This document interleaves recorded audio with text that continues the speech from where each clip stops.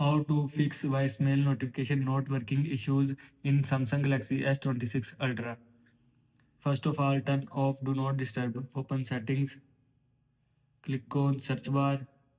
Search Do Not Disturb.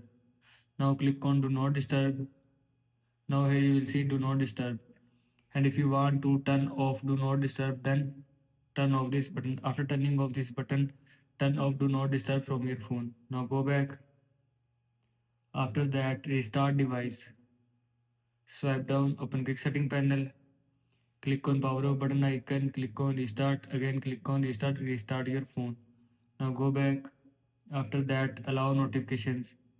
Open settings, scroll down, click on apps, search voicemail.